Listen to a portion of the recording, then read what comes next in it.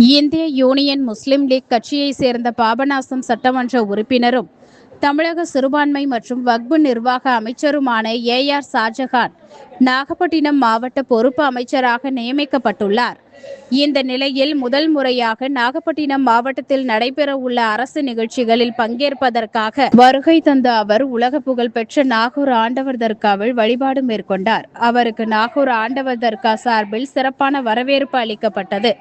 அதனைத் தொடர்ந்து செய்தியாளர்களிடம் பேசிய அமைச்சர் ஷாஜகான், நடைபெற்று வரும் நல்லாட்சியில் எல்லோருக்கும் எல்லாம் கிடைக்க சிறப்பான ஆட்சி நடைபெற பிரார்த்திப்பதாக தமிழக சிறுபான்மையினர் மற்றும் வக்பு நிர்வாக அமைச்சர் ஏஆர் ஷாஜகான் தெரிவித்தார்.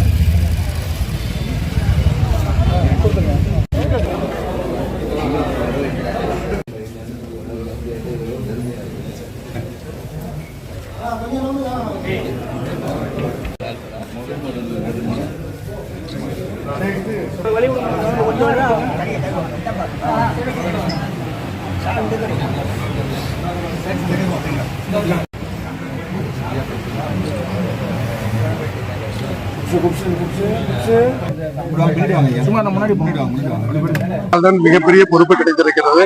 இந்த பொறுப்பை திறம்பட செயலாற்றுவதற்கு இறைவனத்தை பிரார்த்திப்பதற்காகவும் இங்கே அடங்கி இருக்கக்கூடிய நாங்கள் எஜமானத்தை பிரார்த்திப்பதற்காக உரையிருந்திருக்கிறோம். இனி வரக்கூடிய காலங்களிலே இருக்கக்கூடிய நல்லாட்சியிலே அனைவருக்கும் எல்லாமும் கிடைக்கக்கூடிய வகையிலே ஒரு சிறப்பான ஆட்சி நடைபெறுவதற்காக பிரார்த்திப்பது.